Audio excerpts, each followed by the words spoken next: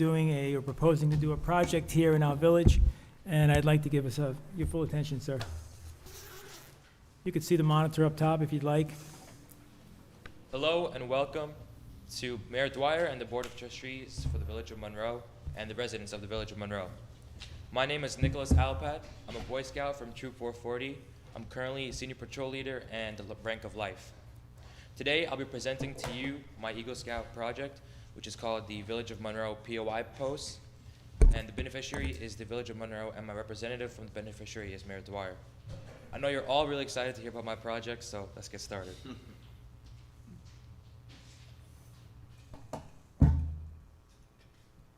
Let's get into details about my project. What is it? So my project is that I'm going to go around the 2 ponds in the heart of the village and erect 13 different signs, which will have 13 different historical facts about the village. The intention of these signs are to preserve the historical context of Monroe and highlighting its unique heritage. Each sign will be built to showcase a different aspect of the village's rich history, inviting both residents and visitors to embark on an enlightening journey through time. By integrating these signs, I aim to enhance the beauty of Monroe while creating a greater sense of pride and connection. The project serves as a valuable educational tool, offering residents and visitors a deeper understanding of Monroe's history. By showcasing these historical facts, I also believe that I'll be creating a better aesthetic appeal for the ponds. What will the signs look like? These are just 2 examples of what the signs will look like. On the right side is a more in detail photo, and on the left side is more of what I'll be doing around the ponds. This is an example of what could be inserted into the signs. For example, on the left side, we talk about the Monroe Diner and how long it's been here. On the right side, we talk about the Macedon excavation of when the ponds were being built, and about Crane Park and how it transformed over the years. How much will my project cost is definitely a hot topic. So in total, the cost is about $7,200, but the real total is about $6,600. I boosted it up a little bit just in case anything goes wrong. The signs itself, all 13, cost about $4,400, and for work days, for supplies and food altogether, is about $1,550. To get all this money, I will have to be doing a bunch of fundraising, which I've already started. I've already completed 2 fundraisers, which was at the summer concerts and the community barbecue.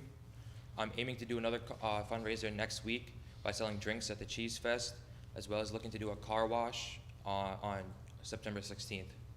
I'm still looking to do a fundraiser at Wayback Burgers, but I'm also in progress by going around and asking local businesses to sponsor a sign themselves. The timing of my project is also critical. I started earlier last month on really working around and getting to nitty-gritties about my project, and I plan to start breaking ground and putting the signs in the ground in around September or October of this year, and try to wrap it up by November before it gets too cold. But what's next? In the near future, I have 4 things really planned.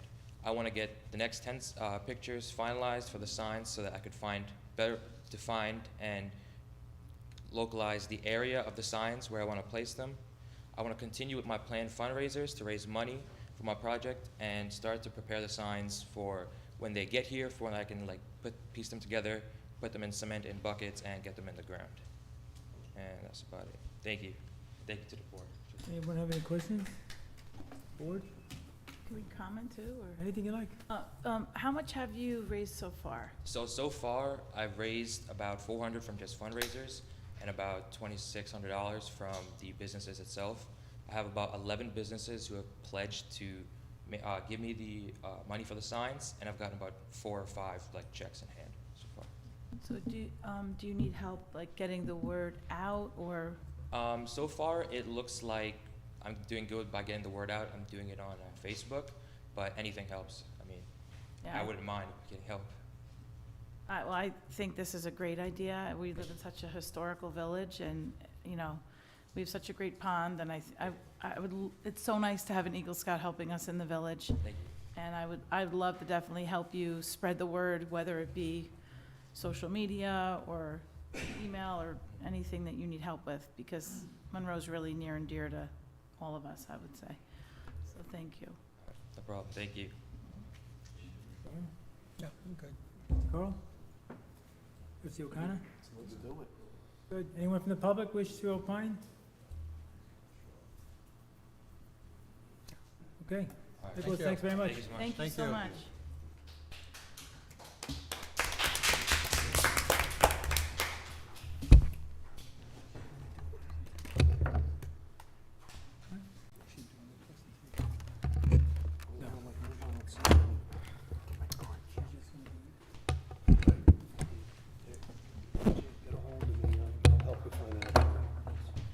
Gotcha.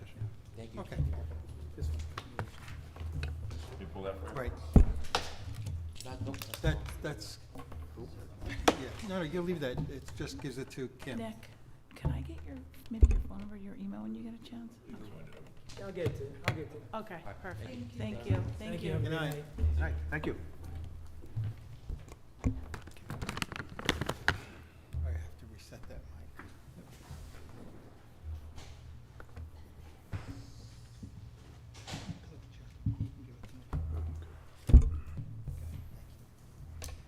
Why don't we all, want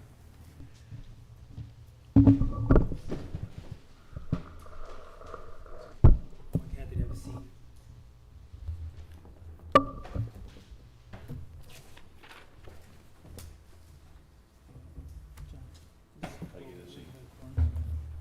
Marty's got the, Sorry. I think he wants to use that chair more. Yeah. Thank you. Yeah, we got it, we got it.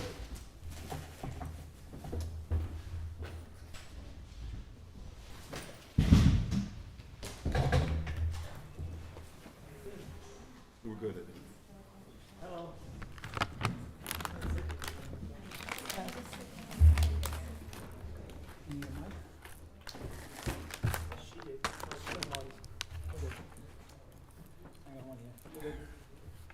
Okay, just a little logistics there, I didn't realize. Thank you.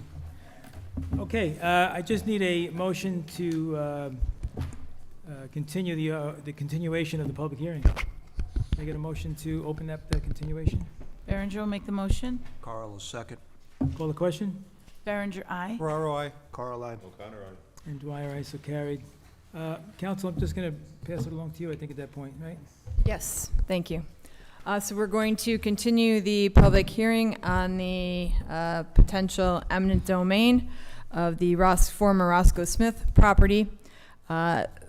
For purpose of this evening, what I'm going to do first is I'm just going to read or identify individuals who have submitted written public comment to the village just for purposes of the record, and then we'll turn it over to the public. So the village has received written comments from Goldie Brock, Jacob Weberman, David Myones, Dennis Lasky, Tamar Lang, Kenneth Lynch, Marianella Liga, Joe Schwazi, Christine Tucker, BJ Mendelson,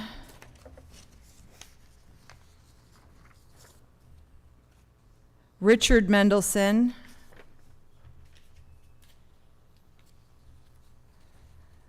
Mike Andrizi, Avraham Floor,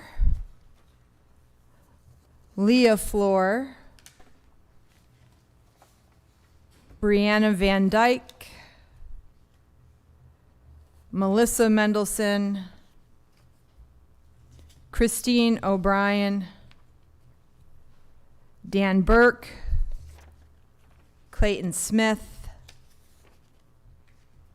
Joanne Tietjen and family, Marianne Holdridge, Fred Cokes, Janet Presser, Linda McGurk,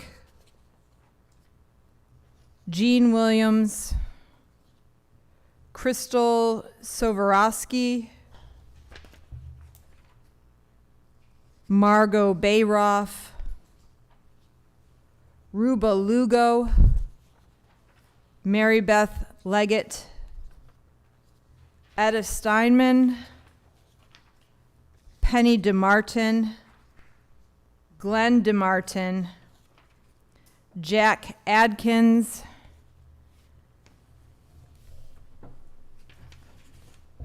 and Blyma Jacobit. I can't pronounce it. Jacobowitz, thank you, yes. Sorry about that, Jacobowitz. So with that, we will turn the floor over to the public. Anyone wishing to comment, please come up to the microphone, state your name and address for purposes of the record, and everyone will have approximately 3 minutes for comments. Thank you. Just before we do that, Oh, I just yes. want to make a note that if anyone is here tonight whose name was not read into the record as having made a public comment, just let us know. I just want to make sure that what I submitted last time is part of the public record. Yes. You didn't read it off the, Yes, because you submitted it during the hearing, and so we just put it right into the record at that time. Thank you.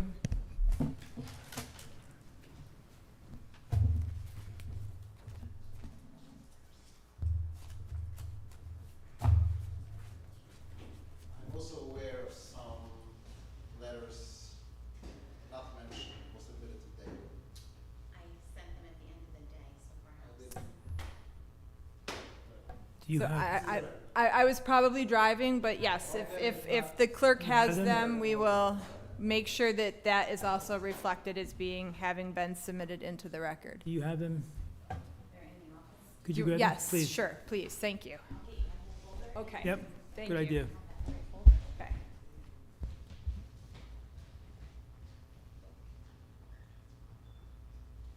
Here are two separate emails.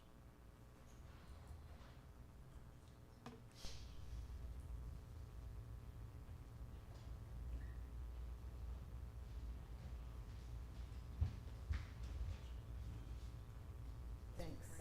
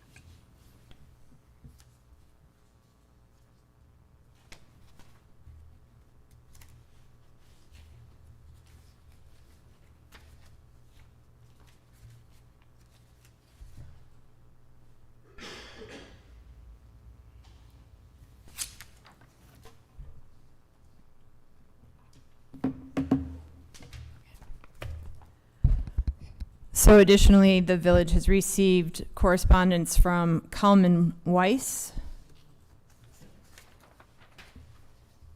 David Weiss, Giddy Weiss, Mendel Friedman,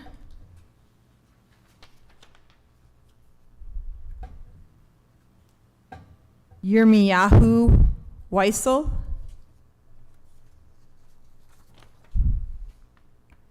Faggy Friedman, Frimit Epstein, and Samuel Huss.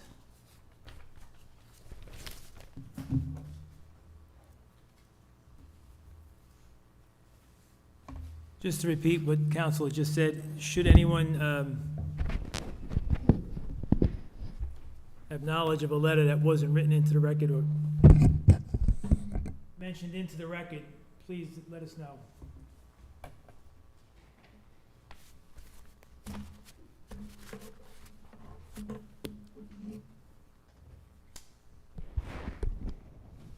Anyone have any additional comments? Good evening, everybody. Name is Tim Mitz. I spoke the last time, and I was thinking about what people said the last time here. I heard a lot about the house, the bridge, the water wheel. What I didn't hear about is the woods in the back, preserving the rear of Roscoe Smith's house. Everybody marvels about the house. They don't marvel about the land behind it. And I know you're trying to preserve it. But I think this has become, in my opinion, as a latecomer in this game, but suffering some setback prior to Mayor Dwyer's administration, it's become a political game, I think. It's very obvious. But I understand the treasure of the house. I told you, I was in the house in June. I know exactly what's going on. I don't want to influence this board or the owner either way, but I do have knowledge. We should bring this to an end one way or the other. I think 25 years of fighting for this property is crazy.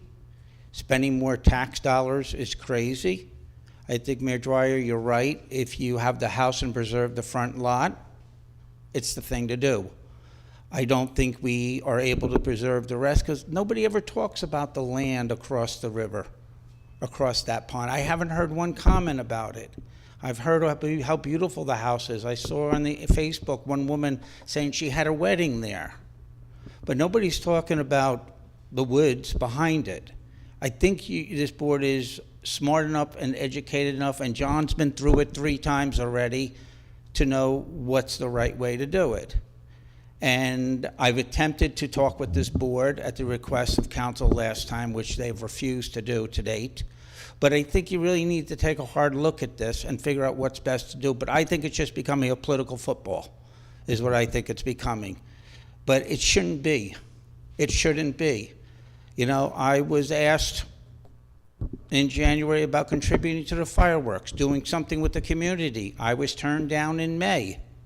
I offered $5,000, but I know it was a political football. Why I was turned down? Why would the town turn $5,000 down from a small business, but yet go to Walmart and take money from them?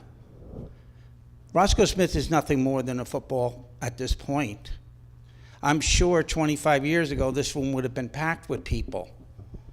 But I heard and listened to the tape, not from the owner, not from the lawyer, not from me, from the other people that stood here. No one talked about the woods in the back and what happens with that. Everybody's talking about the Roscoe Smith house. That should be your focus. And whether it's done through your agency or in conjunction with private agency like myself, that's what you should do and bring it to an end. I think people would appreciate that more. You know, there's too much going on in the town of Monroe that people don't want to see it happen here. I, in fact, many times over the last year or so, praised this board for doing certain things, including the moratorium, and going into it even under threats of lawsuits. And you really didn't have any lawsuits. I think you need to take the same posture. Do it jointly or finish it now. But let's stop the political football on this, because the longer you wait, yeah, then there's only issues, and then everybody wants to look at it, oh, who did this, who did that. I think it's good time is now. There's no election coming up, and every one of you can make your way through this deal, and in 2 years, say we stood as a team, not because somebody's being reelected to office or somebody's running for office, but because it got done. And Mayor Dwyer, I know you know a lot of buildings. You've done it. You've had your hands in on it.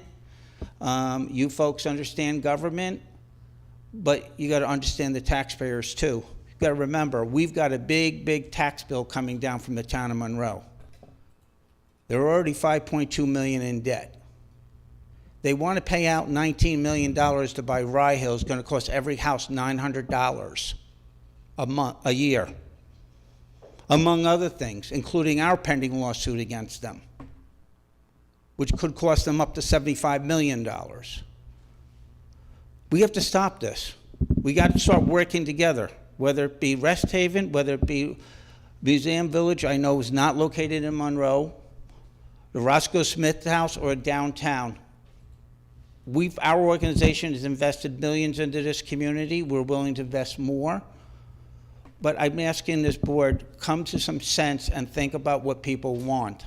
They just want to see the front saved. The rest of it, I don't hear anybody talking about, hey, I wish I can go across the bridge, the stone bridge there. Nobody talks about that. They talk about weddings there, B&Bs there. I talk about making it an historical home, house for the historian for the Monroe. I think it's a great location than sitting in that yellow house that's never open, or sitting at the bottom in the corner at the town hall where nobody sees you. At least you got some place to go. They should have done that with the old town hall right here across the street that they're selling. So people have history in front of them. But I suggest to this board, I'm willing to help. I'll work under your guidelines, but you got to bring this to the end and stop the political football. 3 times to try eminent domain. You had a deal in 2008. The board didn't feel like taking it for whatever reason. I was not around. I just know something was on the table at the time. So I strongly, strongly suggest to you to do what you can do. Bring this to the end. Stop making it a political football for everybody. Then you've got more, not less. So, you know, by trying to add this historical site through eminent domain, you're going to add more taxes on. It's got to be paid by somebody. And I know I pay enough taxes in this town already. I don't mind, because I do get treated by the village pretty nicely. I don't mind because I do my contribution. And I know this board supports what Rest Haven does. But I again implore you to bring this to an end, and let's just end it, because let's save the house and end it here. Thank you very much. Appreciate it. Thank you.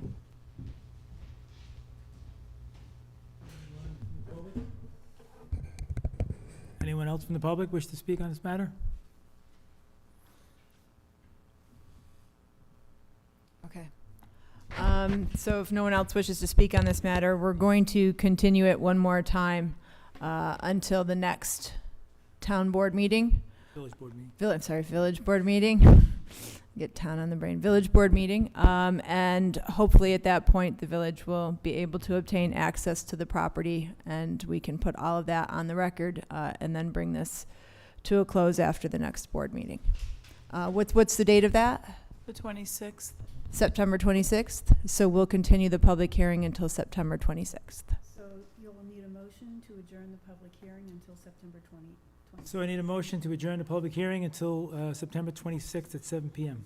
Berenger will make the motion. Second? Carl will second. Call the question? Berenger, aye. Ferraro, I. Carl, aye. O'Connor, aye. Dwyer, aye, so carried. Thank you.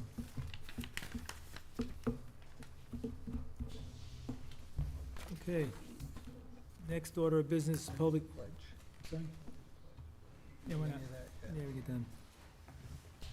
It's after the public hearing, but, all right, no, fine. So if we could all stand for the pledge, please.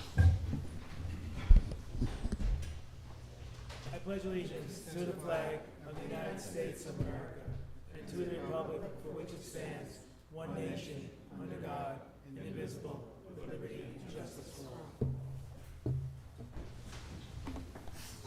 Okay, next order of business is I need a motion to open the public hearing on the amendment to the comprehensive plan.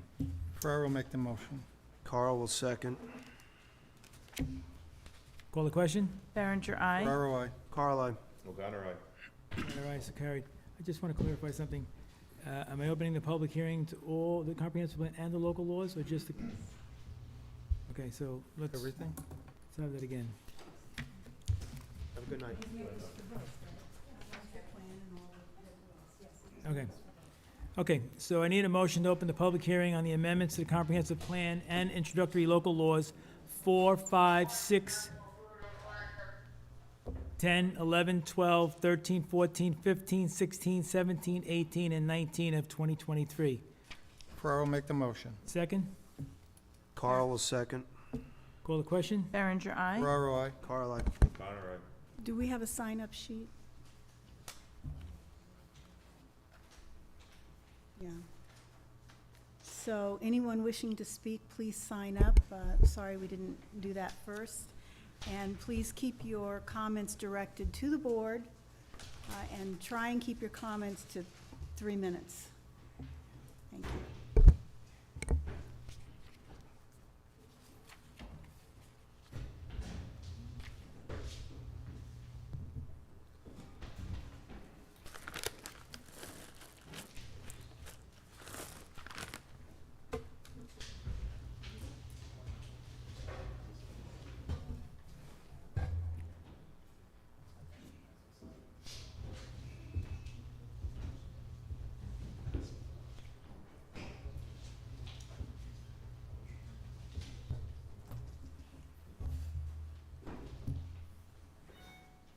Okay? Okay. Call the names? 3 minutes, Tim. Yeah, well, question for you is come back for the other laws? Because there's a few I have a comment on. But just start up with Local 4. Two things I didn't see in the law. One, what if there's a conflict between SHPO and the Village Planning Board about what needs to be done to these properties when they're being restored? I'm sorry, is that regarding the? Local 4, yeah, no, Local 4 about the preservation of the historical properties? Yes, but it seems like you're asking a question about the Roscoe Smith. No, the historical landmark one, where you have to go through the planning board and everything, and they have all these sorts of rights and stuff. And I sent it to my attorney, constitutional attorney. He mentioned something to me about 96A, where the municipality has to provide a due compensation, which may include a limitation on remission of taxes. Okay, Is that Local 4? Tim, if you want to send those questions to. Well, it's not a big question. I'm saying in here, where does it say if there's a conflict in whatever law you're putting out now? Where does it say if there's a conflict? If SHPO says do this and the planning board says do that, who supersedes in the law?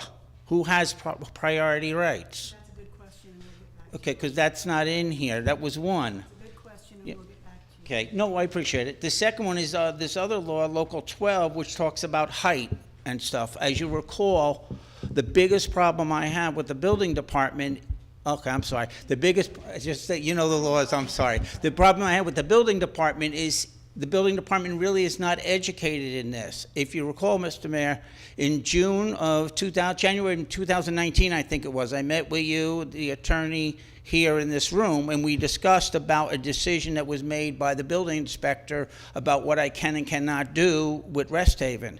And everything that Dave DeMarcos had said I could do, he threw out with a letter. We found an error. He wrote the letter, changed the wording, and still denied it 5 minutes later. We go up to Albany. Albany, on April 15, 2020, reverses him entirely, that everything about Rest Haven, part of it was the number of floors, the height of the building, all these other issues that come into effect. How does this affect Rest Haven? Because there's nothing in this law that talks about pre-existing that I can see, because I don't need the confrontation with the building department telling me that a building's been there for 120 years, but you're too high. You guys got to consider all this stuff. If you're going to put stricter laws in on the historical, you need to make sure that the laws reflect the historical is exempt from a lot of these heights and number of floors and everything that the law has.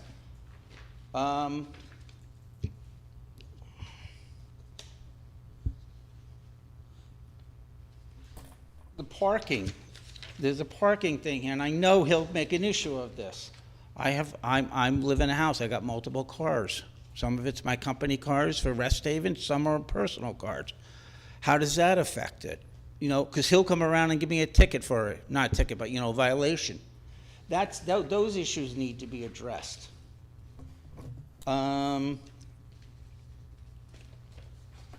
It's just I see all these rules, and quite honestly, this is a lot at once to throw.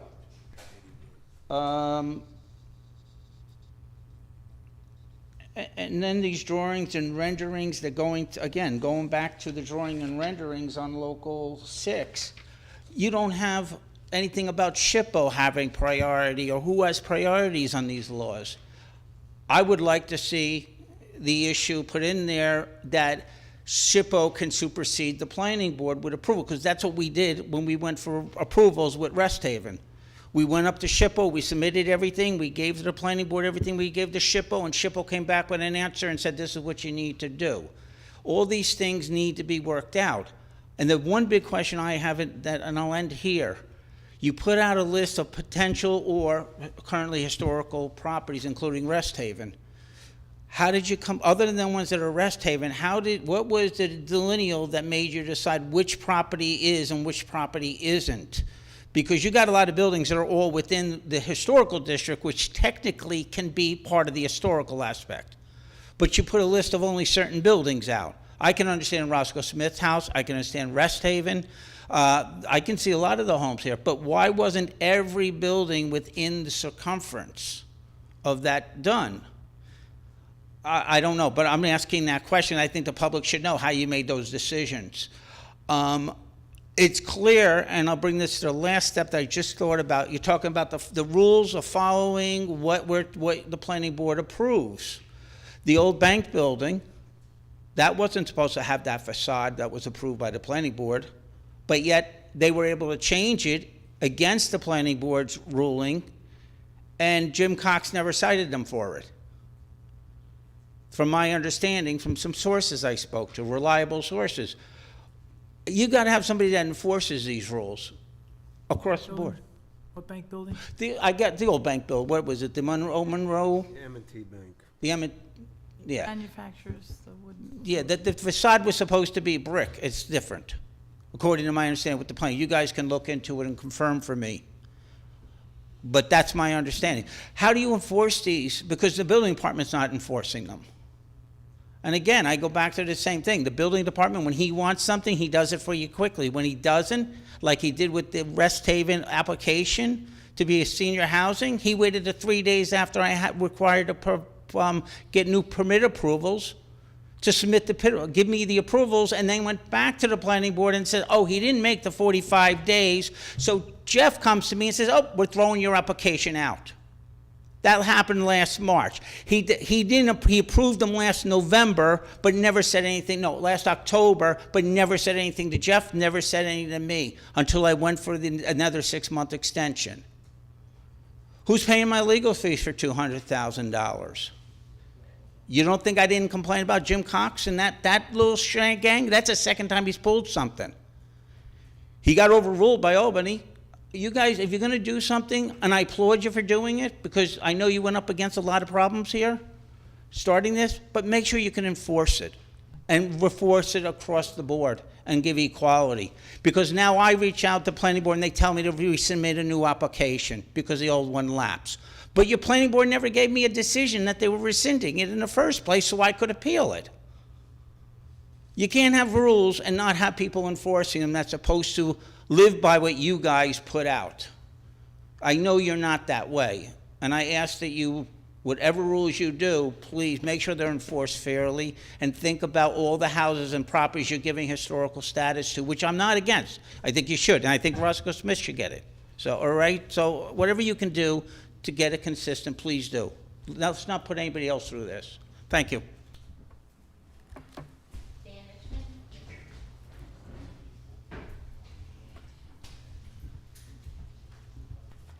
Good evening, Mayor Dwyer, members of the board. As you may recall, my name is Dan Richmond. I'm a partner with the law firm Zarin and Steinmetz. As you recall, we previously submitted comments to your board on the previous iteration of Local Law 5 of 2023, which is concerns the Monroe Place of Worship in Schools local law. We just learned that your board has revised the law. We've only had a chance to preliminary look at it. We see that some of our concerns are addressed, but we haven't had a chance to fully review it. We are going to ask your board respectfully to continue the public hearing on this matter to enable us and other concerned residents to weigh in and have a chance to review the law, which, again, we didn't see public notice for this on the website or anything. So we're requesting that the board continue this public hearing. You said it was not posted on our website? The local law was posted, but I didn't see the notice for this public hearing.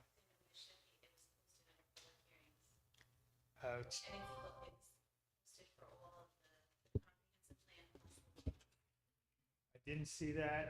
I may have missed it, but again, it's obviously a complex matter that I think your board is prudently weighing and taking a careful approach. And I would urge you to continue with that approach, including by allowing interested residents to have a chance to weigh in. Thank you. Thank you.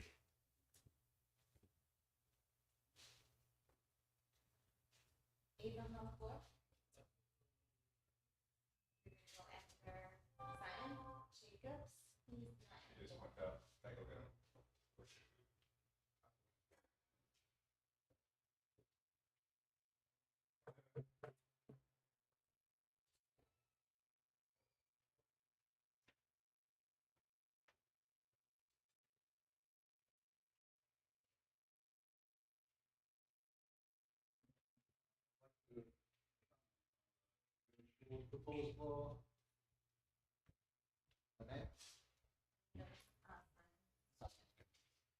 I would like to comment on the commercial proposal. I have a friend over here, Mr. Teller.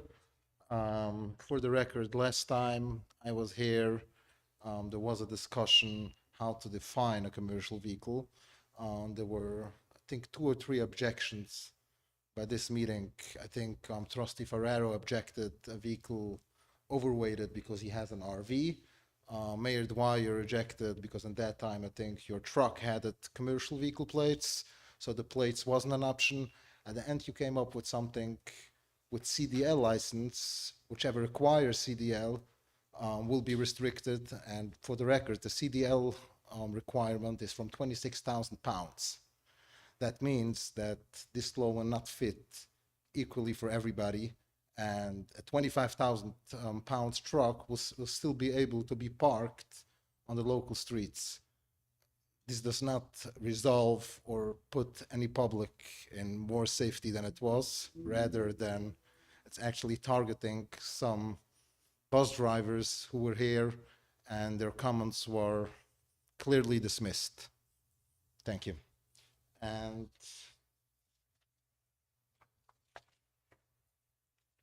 also do have some other comments.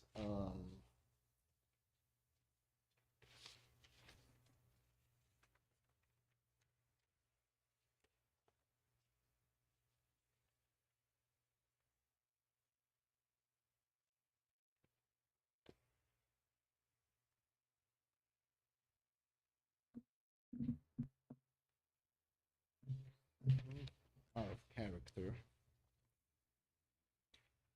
Also on the FAR, I also see that we're right now proposing to include basements in the FAR. The $1 million question is what will be with the existing structures. I do not see any way for the existing structures in case of a fire or anything. No protection giving for pre-existing structures, and I think that most houses in the SR10 zone are actually being affected, and they are becoming automatically non-conforming, which is something that should be outrighted and explained better for the public. Also a question about the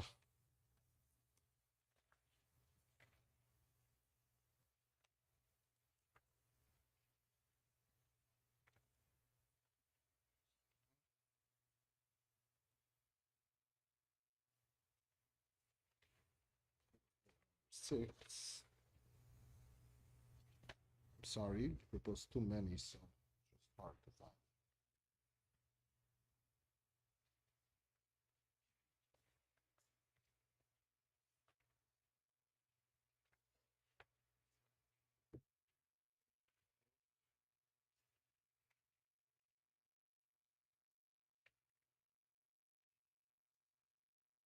Social gatherings.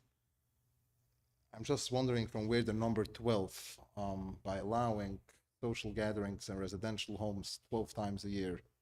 I'm just wondering from where this number 12 looks like kind of a magic number came up. I don't see it benefiting for someone or for any religious group or any individual. This number 12 is something that, you know, if you allow it for the needs. And you do know that the city community over here, they do not drive on Saturdays. You are well aware. They are probably the only one in need of residential places of gathering. And it's on every Saturday. I don't think parking is required because they do not drive. You are well aware of it. And I do understand that it has to be compliance with fire and other codes, but this number 12, I don't see from where it came up. What does it add? It's just nonsense for me. I would appreciate such explanation. Thank you. Thank you.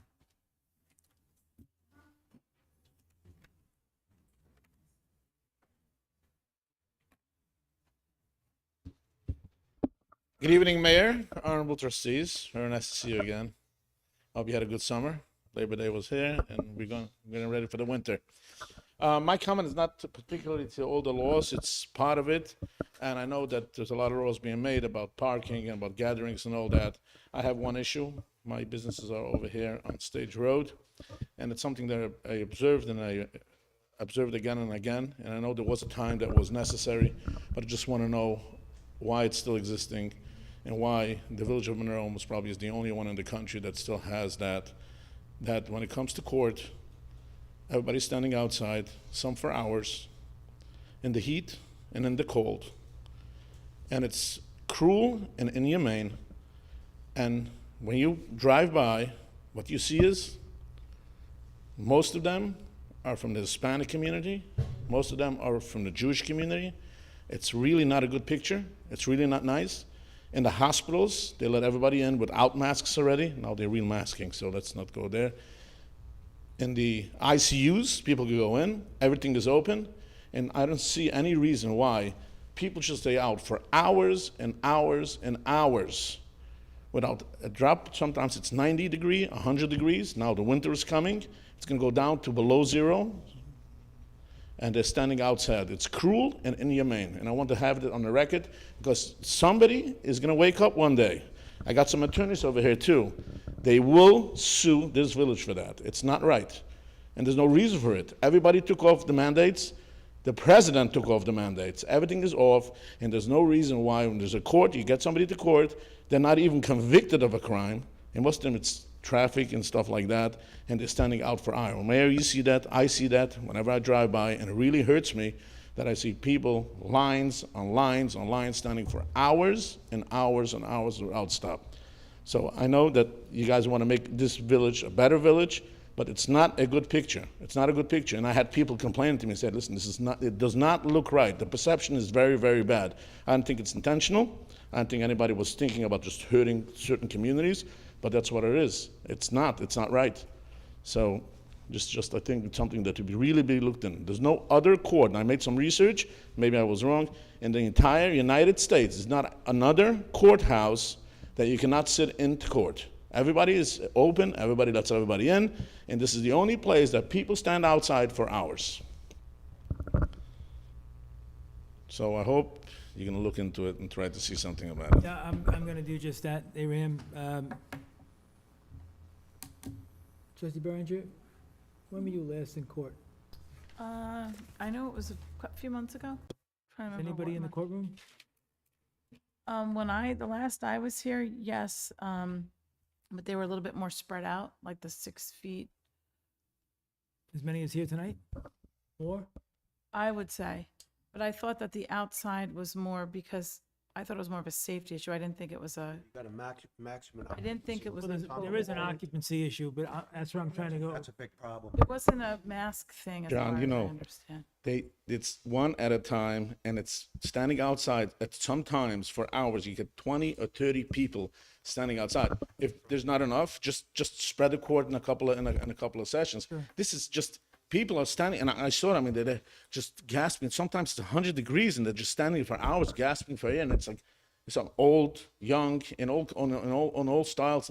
It's not nobody is intentionally doing this to hurt anybody. I understand that, but it's a very bad perception. It's we should be different. You know, we're the village of Monroe. Yes. I would just like Thoughtful and lawful. I just That's wanna make- right. I just want to make a comment. So you're concerned about people standing outside during court? Is that, but during court?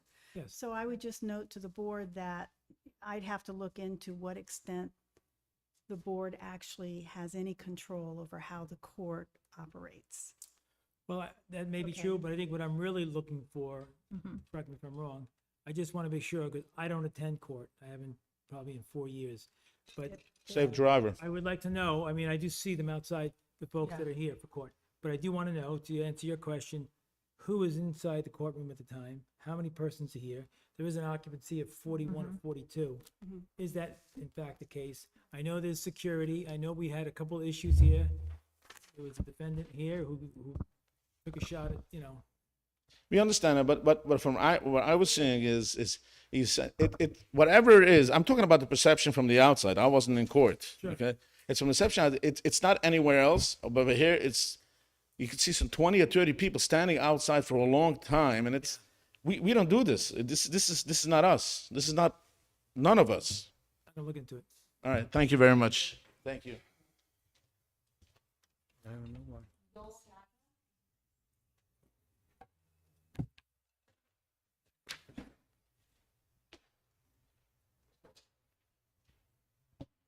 Hi. I'm trying to get water on 11 Orchard. I'm sorry?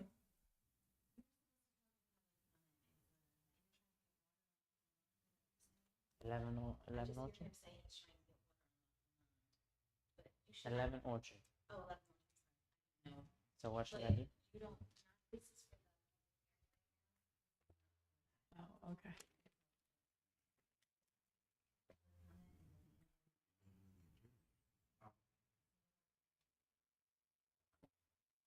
Okay, anyone else from the public wishing to speak on any of these?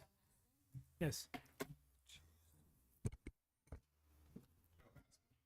The owner of the property on Lakes Road, which is commonly referred to by this board as the Roscoe Smith property. I was looking at the amendment to the local law 4. That amendment still indicates that that house is eligible, is part of the landmarks law because of its eligibility for landmark status. As I think we all know at this point in time, the eligibility has been removed by SHPO. It is not eligible because of its decayed state. The law should reflect a reason why a property in a decayed state would be included when it's not in the historical district and it's not on the eligibility list of SHPO. Thank you. Anyone else from the public?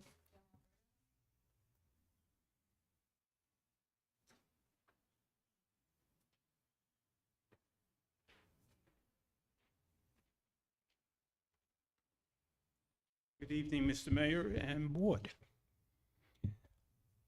I'd like to address local law number 11. And local law number 11 has some excellent information in it associated with commercial vehicles in residential areas. Certainly SR10, SR20, and URM zoning. It states that what the new law states that vehicles less than 20 feet or weight less than 8,500 pounds would be legal. I believe that this law has a lot of good things in it, but the overall caption, I believe that there should be no commercial vehicles parked overnight in a residential area, especially SR10, SR20, and URM.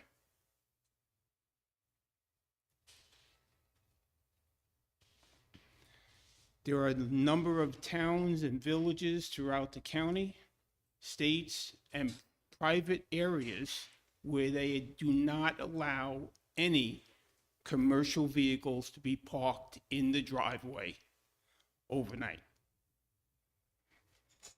There are a number of organizations that I can mention, starting with the biggest one in the area, Con Ed, that send their people home with trucks.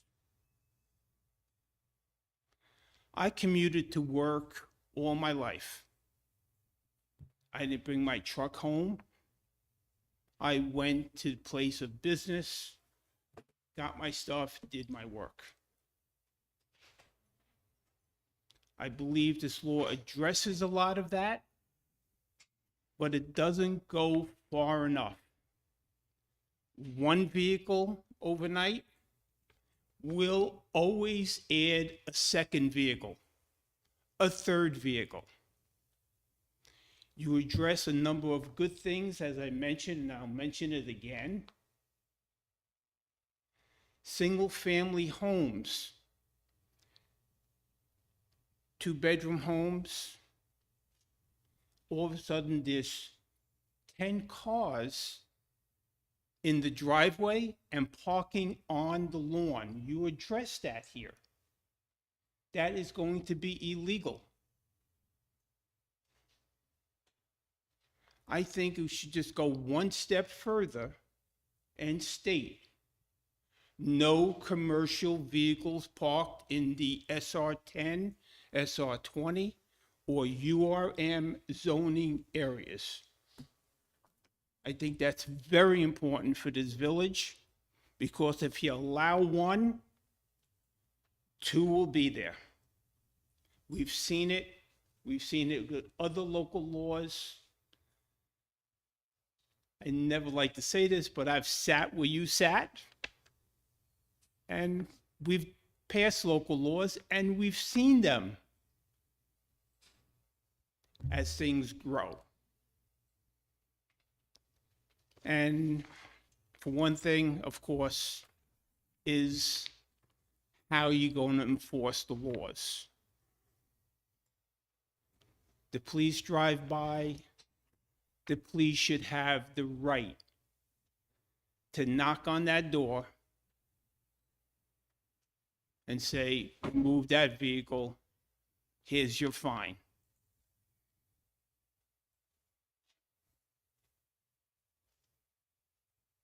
Thank you very much. Thank you.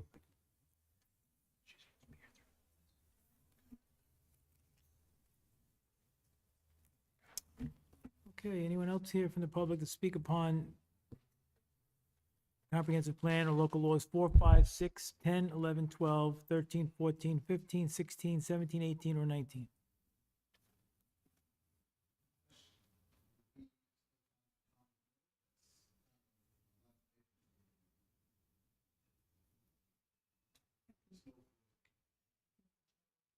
My recommendation would be that the board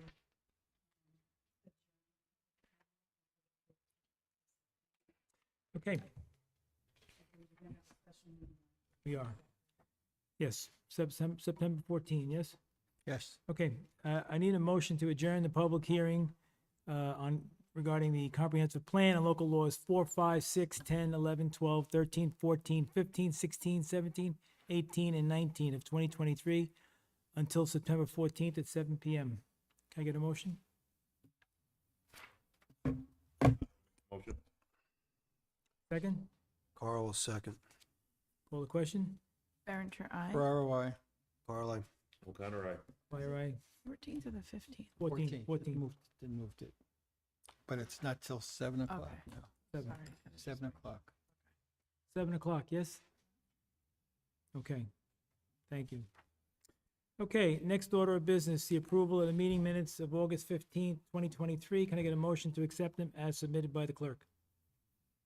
O'Connor will make a motion. Second? Ferraro, second. Discussion? Call the question? Berenger, aye. Ferraro, I. Carl, aye. O'Connor, aye. Dwyer, aye, so carried, thank you.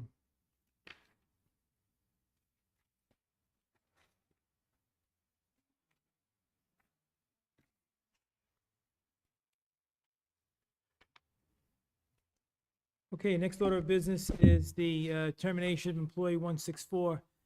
Be hereby resolved that the employment of employee number 164 in the village is hereby terminated in accordance with the provisions of New York State Civil Service Law, Section 71, effective at close of business on September 5, 2023. I need a motion to accept the resolution as submitted. Carl will make that motion. O'Connor will second. Call the question? Berenger, aye. Ferraro, I. Carl, I. O'Connor, aye. Dwyer, aye, so carried, thank you. Next order of business is the resolution to rescind the appointment of C. Watson, part-time code enforcement officer. Resolved, the Board of Trustees does hereby rescind their resolution dated August 15, 2023, appointing Christopher Watson to the position of part-time code enforcement officer effective immediately. I need a motion. Berenger will make the motion. Second. Ferraro, second. Call the question? Berenger, aye. Ferraro, I. Carl, I. O'Connor, aye. Dwyer, aye, so carried, thank you. Next order of business is the request for exemptions of town highway items number 3 and 4. Resolved, the Board of Trustees by signed petition request the town board of the town of Monroe to exempt residents of the village of Monroe of taxes for items 3 and 4 of the town of Monroe highway budget as authorized by section 277 of the town highway law. I need a motion to accept as submitted. Carl will make that motion. Second, O'Connor will second. discussion? Call the question? Berenger, aye. Ferraro, I. Carl, I. O'Connor, aye.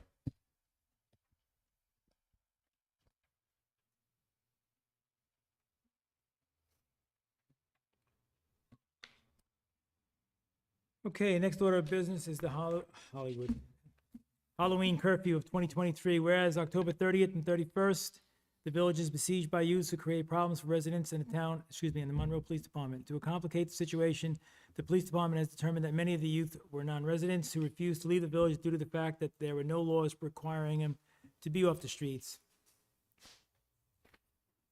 And whereas the following definition shall apply.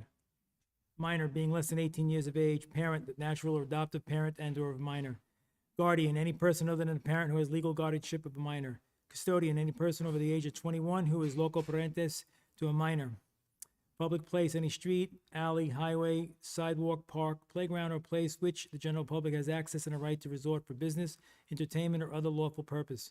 A public place shall include, but is not limited to, any store, shop, restaurant, tavern, bowling alley, cafe, theater, drugstore, pool room, shopping center, and any other place devoted to amusement or public or open to the public, general public.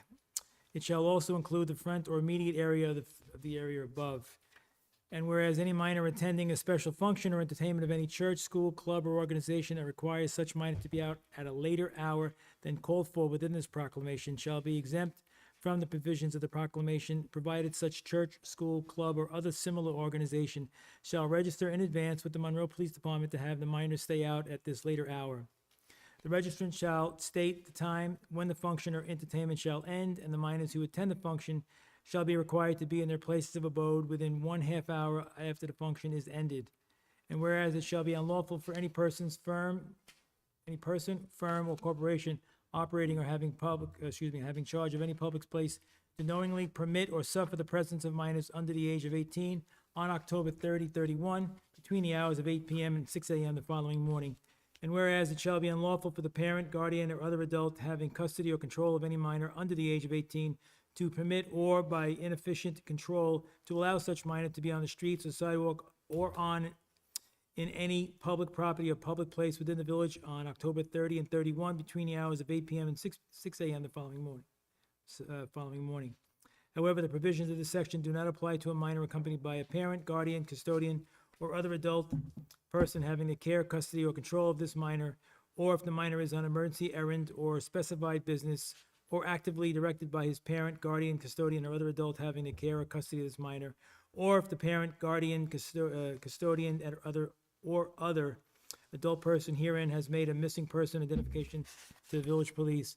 Now therefore, during the periods of October 30th and 31st, it shall be unlawful for any minor to remain idle, wander, stroll, or play in any public place, either on foot or to cruise about without a set destination in any vehicle in or about any place in the village of Monroe between the hours of 8 p.m. and 8 a.m. of the following morning, unless accompanied by a parent, guardian, custodian, or other adult person having custody or control of such minor, or unless the minor is an emergency errand or specified business or activity or permitted by his parent, guardian, or other adult person having the custody and care of the minor, or where the presence of such minors connect with or required by some legitimate employment, trade, profession, or occupation. Any police officer, upon finding a minor in violation of this resolution, shall ascertain the name and address of the minor and warn the minor that he or she is in violation of the curfew, and shall direct the minor to proceed at once to his or her home or usual place of abode. The police officer shall report such action to the parents, guardian, or person having custody or control of the minor. If such minor refuses to heed the warnings or direction given by the police officer, or refuses to give the police officer his or her correct name and address, or if the minor has been warned on a previous occasion that he or she is in violation of curfew, such minor, if age 16 years or older, may be issued an appearance ticket, and the parent, guardian, or other adult having the care and custody of such minor shall be notified to appear with such minor at a date and time to be determined by the appearance ticket for an appearance before the Village of Monroe Justice Court. Any minor age 16 or older who violates any section of this article shall, upon conviction, be subject to a fine not to exceed $100 for a first offense and not to exceed $250 for each additional offense. Community service may be imposed by the court in addition to the above minimal fine. When a minor is required to perform community service, the parent or guardian shall be required to transport the minor to a place specified by the court. I need a motion to accept the terms of this provision for Halloween. Berenger will make the motion. Second, Carl will second. any discussion? Call the question? Berenger, aye. Ferraro, I. Carl, I. O'Connor, aye. Water ayes, so carried, thank you. Okay, this is a request to travel, Department of Probation, Village Justice Strauss, and Court Clerk Dolgarian. Trustee O'Connor. May it be resolved, the Board of Trustees approves the request of Village Justice Strauss to attend a forum sponsored by the Department of Probation on Friday, November 3rd, 2023, from 9:30 a.m. to 11:30 a.m. at the Department of Mental Health Offices, 40 Harriman Drive, Goshen, New York, 10924, with Court Clerk Lena Bulgarian. There is no cost for the forum, and they will be using their own personal vehicles. Mileage reimbursement will be allocated from budget line A.1110.4100, courts general expense. Need a motion? I need a motion. Berenger will make the motion. Carl will second. Discussion? Call the question? Berenger, aye. Ferraro, I. Carl, I. O'Connor, aye. Dwyer, ayes, so carried, thank you. Next order of business, Girl Scouts Pinwheels for Peace promoting International Peace Day of 9/21/23. Resolved, the Board of Trustees approves the request of Barbara Mallory, Service Unit Manager of the Monroe Woodbury Girl Scouts, to acknowledge a National Day of Peace by making pinwheels for peace and placing them around the walking path from Lake Street along 17M towards the waterfall. The pinwheels will be on display from Thursday the 21st to the evening of Saturday, September 23rd, weather permitting. A table will be set up on September 21st from 6 p.m. to 7 p.m. for members of the community to stop by and make a pinwheel to add to their display. The table will be set up on the corner of Lake Street and 17M. I need a motion to accept this event. Carl will make that motion. Second. O'Connor will second. Call the question? Berenger, aye. Ferraro, I. Carl, I. O'Connor, aye. Dwyer, ayes, so carried. Next order of business, the Board of Trustees meeting rescheduled for Tuesday, September 26, 2023, and Monday, November 6th of 2023. Resolved, the Board of Trustees' regular meeting on Tuesday, September 19, 2023, is hereby rescheduled for Tuesday, the 26th, 2023, at 7 p.m. in the Village of Monroe, Village Boardroom, in the Village of Monroe. I need a motion? Carl will make the motion. Second? Berenger will second. Call the question? Well, I have just a quick question. I have the planning board for the 26th. Has that been swapped? They're going to go upstairs? Okay. And the same thing on the November?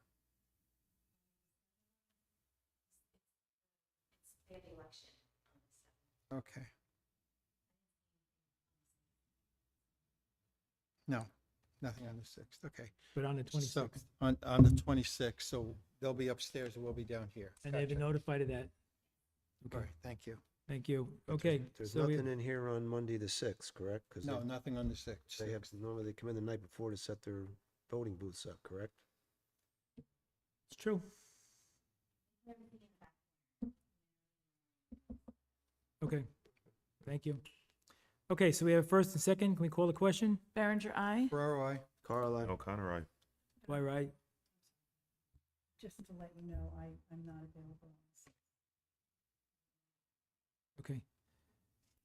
Be it further resolved, the Board of Trustees' regular meeting on Tuesday, November 7th of 2023 is hereby rescheduled for Monday to November 6th at 7 PM in the Village Hall Boardroom. I need a motion?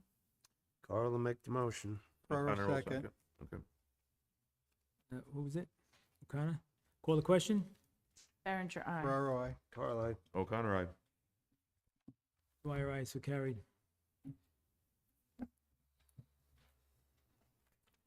Okay, next order of business, code violations, 99 Spring Street, tax map 207-3-15 payment plan. This matter was in the Justice Court for various code violations in 2022. As part of those proceedings, the defendant pled guilty and a fine of $75,000 was imposed. The defendant did not pay the fine as per the court-ordered schedule. As a result, the court signed a judgment which was recorded against the Orange County Land Records and has become a lien against the property in December of 2022. Although the property has changed hands, the lien is a valid and enforceable lien against the property. The new owner is seeking financing and must resolve the judgment in order to obtain the financing. Building Inspector Jim Cox flagged it as a part of a municipal search. Counsel to the property owner has asked for a payment plan so that the full amount plus interest is paid by the end of the year. I have prepared a draft stipulation for the board's consideration. I am asking the board to authorize me to enter the stipulation on behalf of the village so that we can receive payment on the judgment. It is my recommendation that the board approve the stipulation. I note for the board that absent voluntary payment, the village's recourse is to commence enforcement proceedings through the sheriff's office, which includes costs and additional attorney fees that ultimately diminish the value of the judgment and the benefit of the village. The proposed payment plan does not reduce the amount owed to the village and collects 9% interest from December of 22 through September 23. If they do not pay on time, the stipulation provides that the judgment remains on the land records and a statutory interest accrues on any unpaid balance. So, I'll first read the resolution to approve the stipulation and grant a payment plan on 99 Spring Street. I need a motion. Berenger, make the motion. Second. O'Connor will second. Discussion? So I do. Yeah. So, my concern is as follows. This property was owned by someone who did not pay the judgment. The court issued the judgment, and it is ours. It was filed with the county, and it sits there. Then a new owner comes along and buys the property. Okay? This should have been dealt with when he bought the property. It wasn't. And then after he buys the property, somebody became aware of it. How, I don't know, but somehow or another, because I became aware of it. And at that time, there was interest accruing, which I haven't seen the 9% interest on that myself. But I don't even know, I know there's a $75,000 judgment. I don't know, when it wasn't paid in December of 22, what was January 1st's balance? Does anyone know? Okay, so that would be the same, and then it would compound into February, and then compound into March, and then April, and May, and June. That wasn't the $75,000 one, was it? $75,000 judgment on 99 Spring Street. So, right now, I don't have a final number. And as of right now, I'm not in favor of granting any payment plan. Now, if, and counsel, you correct me if I'm wrong, but if, for whatever reason, the payment terms that we may agree to is not honored and so forth, we're still gonna go after him for that balance and for those fees, correct? If he doesn't pay, right, then you can go after him. But I would just note that the $75,000 was the judgment awarded by the court and interest accrued from then. Right, so in December of 22, So I'm not sure what, I didn't understand your question. my question is, why wasn't it paid? I don't know why it wasn't paid, Yeah. but it wasn't. That Yeah. have popped up on a title search? Should have. You should have, yeah. So it should have, and it didn't. Luckily, the judgment was recorded. So it's intact. So basically, it's buyer beware. Is that, I mean, the buyer bought the property. Yeah, and he's responsible, and he's asking for a payment plan. So he's not really disputing the fact that the money's owed, he just wants a payment plan. Is that Right. correct? I just don't know what that amount is. Where is it, if the first payment is due on September 1st, then October 1st, November 1st, December 1st, 4 payments, whatever that math is. What is $75,000 interest? I don't know, but the settlement should outline. all I of agree, that, right? but it doesn't. What it does is it refers to if the first person that owned the property were to make a payment of X in this amount of time, then the judgment would be reduced by Y. And if he pays in this amount of time, then it would be reduced by Z. There's definitely some, Well, if you have questions about the terms of the settlement, then the board should review the terms of the settlement. Have they done that? I mean, do you have the settlement? I have a copy of it. I thought everybody had a copy. I've never seen it. I haven't seen it. And then what you got here? All right, so I think we need to table this. Just what Attorney Cassidy sent us the other day. That's it. Yeah. Now, That's the read- first- Read 2, read 3. The defendant consented to a stipulated fine as follows. A, the total fine shall be $75,000. B, the first $15,000 shall be paid in installments of $1,500 beginning July 1st, 2022 and ending April 1st, 2023. C, provided the defendant remedies the condition on or before July 22nd, 2022, 60,000 of the total fine shall be suspended, resulting in the defendant owing a total of $15,000. D, in the event the defendant does not remedy the condition on or before July 22nd, 2022, but remedies the condition on or before August 6, 2022, $45,000 of the total fine shall be suspended, resulting in the defendant owing a total of $30,000. You want me to keep going? No, I think the theme is there. And I don't have anything to count, I don't have anything on Yeah, that. no, I get it. I mean, until I saw this the other day, I didn't even know there was a judgment on that property. So I had a conversation with council, and I asked that all the board be informed about it. The board needed to make the decision as to whether or not to offer this. My concern is, Well, she sent, I mean, just got it the other day. Yeah, but we- yeah. We do have it. I mean, Right. but that's the first I really saw it, to be honest with you. okay, and that's fair, but my point being is, let's say 75,000, and after 30 days, what does that with interest become? I don't know, I'm just saying, and then so forth, and so forth, and so forth, and so forth.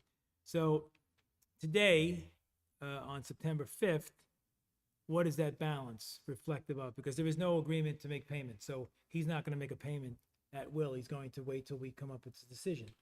So, if you took that number today and you made a payment, let's just say the payment was $18,000, just throwing it out there, easy enough. right? If he throws out 18 and leaves a balance, does that balance accrue interest for the month of September? So that October 1st reflects the balance, the next payment plus the interest accrued over 30 days? I don't think so. I think that it's like a mortgage wouldn't do that, right? You set you set your schedule of payments across whatever total the time period is. So it's accrued up until this point. Here's the settlement. The settlement is X amount of dollars per month for whatever length of time. So if we say it has to be paid within 6 months, then you divide whatever we've added the interest to the principal, and you divide that by 6, and that's what they have to pay. Okay, All right, but in further, the new, I assume it's a new property owner, there's a schedule, I guess it's been agreed to, it's not even there. right here, 2023. Payment of $14,047.77 on or before September 15th, 2023. Payment of $22,000 on or before October 15th, 2023. Payment of $22,000 on or before November 15th of 2023. And payment of $22,000 on or before December 15th, 2023.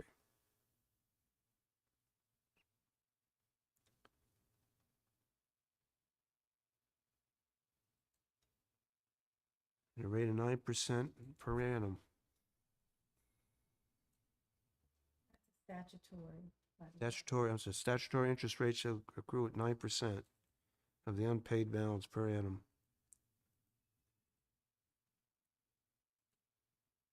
But, again, it's 60. I'm not even sure, I'm But not, this doesn't, I mean, if you add these numbers up, it doesn't even include it wouldn't include your interest. It's what, 80,000? it's 80,000. It's just 5,000 in interest. 6. You have to amortize over.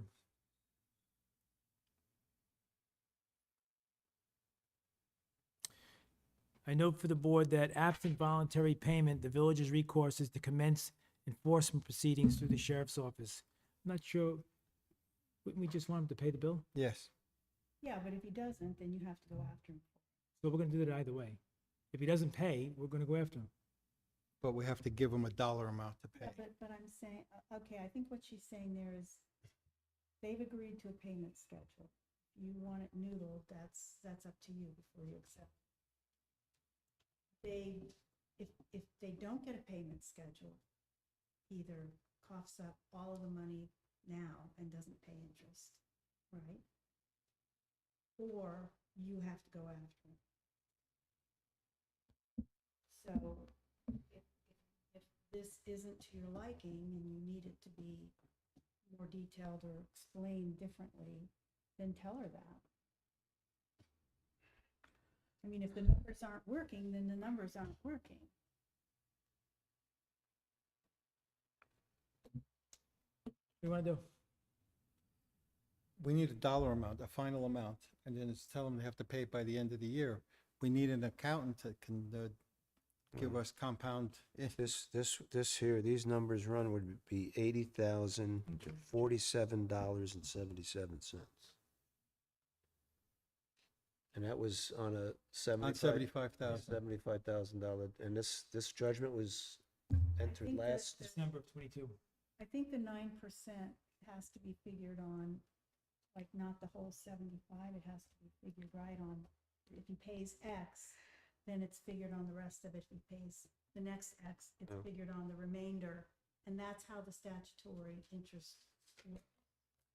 Not like you get it all. Compounded monthly, bang, bang, bang. I think, so that's a question that I'm sure that Liz has figured out, and if it's not making sense to you, then she needs to explain it. But I think that's how the interest works. All right, then let's assume she's right with that 80,000 and change. Do we want it paid by the end of the year? We do, I just wanna know So how the number was arrived at, and is 9% statutory rate apply after the first 30 days? Is it 9%, I think it applies when the judgment is rendered. which is If December it's of not 22? paid, I don't have a copy of the judgment. Almost a Okay, year well, ago. nothing has been paid. The judgment was issued and it recorded in December of 22. So my question is, does, on January 31st, what has that account accrued in interest on the unpaid $75,000 Then balance? I think you need to ask Liz. Well, Mayor, if I may make a suggestion. Marty, it's you.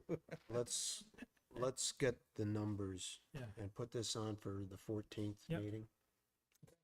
So that we can, if Attorney Cassidy has the numbers, that we get the breakdown, the exact breakdown, of how this transpired at this amount, Okay, and we can handle it on the 14th. okay. All right, So I say we table this to the 14th. to the 14th.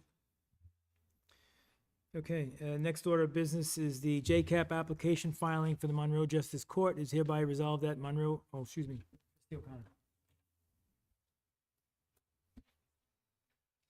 Okay, this is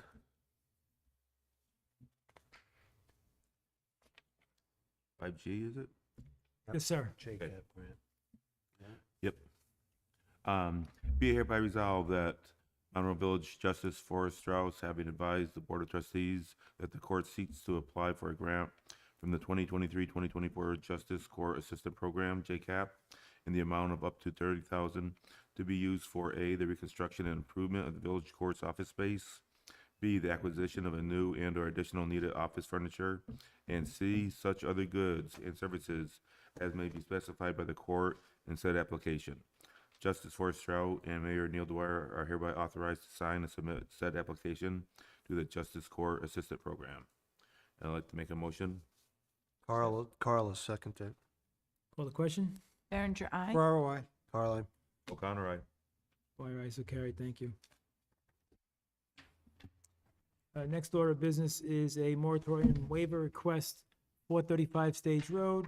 Lisa Vesper, owner of 435 Stage Road, tax map 211-2-8, submitted a land use form to convert the existing two-family residence into a single-family residence with an accessory apartment to the building department. The existing two-family was previously approved by the planning board back in September 10 of 2014 and has become a non-conforming use in a non-conforming building due to zoning updates completed by the village in 2017. Two-family dwellings are prohibited in the SR10 district.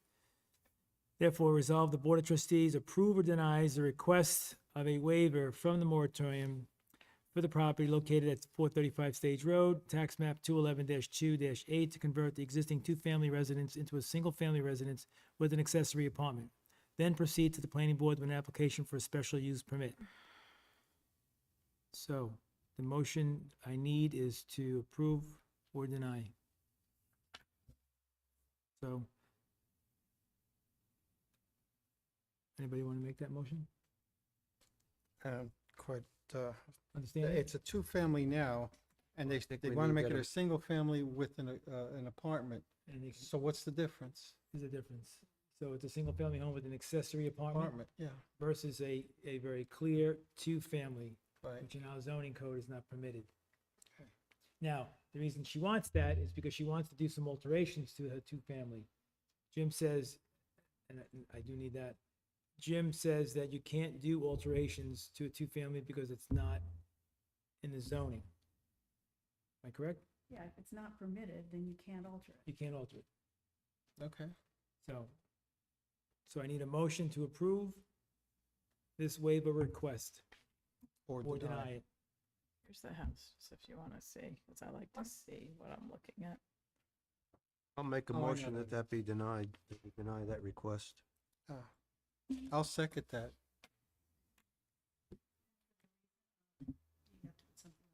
Well, it's, the zoning changed. It's right now, Well, the zoning, so it's a non-conforming two-family. So she is allowed to have a single family with an accessory apartment, right? So that's conforming. So arguably, she's asking for a waiver to make a non-conforming use into a conforming use. Right, and just to be very clear, what she's looking for is a waiver of the current moratorium. When that sunsets in 15 days, she's gonna go anyway, and she'll go to the planning board. She's asking for some time to do what now will make her conforming. I think it's pretty straightforward. I think it's better to be that, isn't it? Well, she's gonna live there, Right. that's what she said, so. Well, it says special use. Yeah, so in the SR10, you're allowed to, in our current code, you're allowed to take a single-family home and have an accessory apartment in that SR10. You are not allowed to change it into a defined two-family home. It's not permitted in our zoning for those zones. Good. Right. So, Right now, it's a pre-existing, non-conforming use. And if it were just a single-family home, and she wanted to turn it into a two-family home, she would need a use variance. She could not do that. But she can, it is allowed to have a single family with an accessory. and if she does nothing,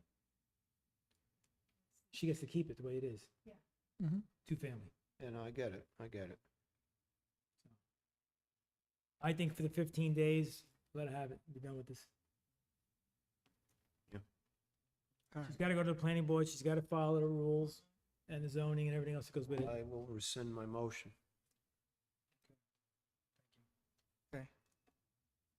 So we want to make a motion to Approve. Okay. approve it. Okay, Berenger will make the motion. Second, O'Connor will second. call the question? Berenger, aye. Ferraro, I. Carl, I. O'Connor, aye. Dwyer, aye, so carried, thank you. A. Do you want to know if you A or nay? Yes, everybody's aye. Everybody's aye. Feels so-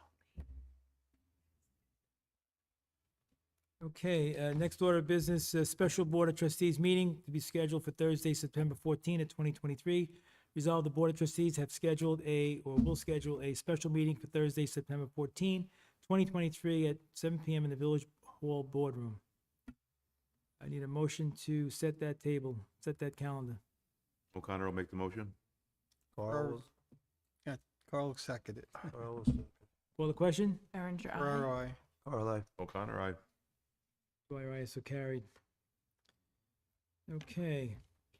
I just have a few things real quick on my calendar I just want to bring up. So we had the American Cancer Society came out last week, and it was a well-received event. What we were trying to achieve, and I think was achieved, was the presence of the American Cancer Society, specifically for pediatric care and treatment of pediatric cancers. So I think we've begun and built some roots, established some roots in that end. So I appreciate all the work and all the board's support on that. I think next year will be a bigger and better event. This Sunday is the Cheese Fest, which is the biggest event in the Village of Monroe next to the fireworks. And I'm looking forward to, or what I understand is 160+ vendors at this time, which is really huge, and it's a very big thing for the village to puff out its chest and really enjoy a lot of great vendors and food vendors and retail, and it's gonna be a nice thing. It's rain or shine, correct? Yes, sir. Shine. Next order I wanted to discuss real quick is we're going through the process of South Pond dredging, which is on or about October 15th through November 1st. The contractor will be coming up around that time and staging his work. I'm hoping that that happens at that date and we begin the work. By the new year, I think his work will be pretty close to complete, at least from the point of dredging South Pond. I've spoken with several other agencies and asked about maybe possibly looking at the North Pond cost and expense. So maybe that's a conversation that I'd like to continue both with the Senator's office and Assemblyman Ekus, which I'm hoping to have going forward. And then the following day is the 9/11 ceremony here in the Village of Monroe, which is on Monday. And that's a very poignant day for the village and for all of America. So we will have that event beginning at 6 PM with a string ensemble from the Monroe High School string ensemble. And then we'll continue with some song selections, and then we'll do some prayers and some other elements to the event. So it'll be a really poignant and important day to remember that tragedy. That's all I have. Anybody from the board have anything? Yeah, the Monroe Police, they just had their, I want to get this right, their they had the academy, the Youth Police Academy. They just had the graduation on Friday, and I know it was definitely, they had a great week, and it was a great little ceremony. So that was pretty exciting. Also, the back to school drive, the school supply drive, I believe it was 95 backpacks that police officers were able to fill to give to students. Yeah, which for everyone's generosity, school supplies can get pretty expensive. So that was a really nice thing that everyone did. Well, believe it or not, I don't think I got anything. Really? Well, we met today with, the town on some water concerns. Yeah. Hopefully we got some Direction. going and modeling and chlorine residuals and further out in the system, and then trying to bring the chlorine up a little bit without counterbalancing other things. But Good. I thought it was pretty productive. Good. The reservoir, we're winding down. I believe we got, I think this week may be it for for Alan Prince. And we've got a lot less stuff that we've had to, especially the water chestnut. So we have chased it, and with all the help from some of the residents up there in Reservoir and bringing Prism in, and it's certainly worked. The lake looks a lot better, and the lake is full this year, so pretty close to full. Very good. You're here. Trustee O'Connor? I'm good. Okay. Council, do you have anything to open? Nope. Okay. Public comment? Your fingers must be tired. Yeah. Okay. All right, I need a motion to go into executive session for the purposes of personnel. Berenger will make the Attorney-client. motion. Carla second. Berenger and, call the question? Berenger, aye. Ferraro, I. Carla. O'Connor, aye. Dwyer, aye, so carried. Thank you.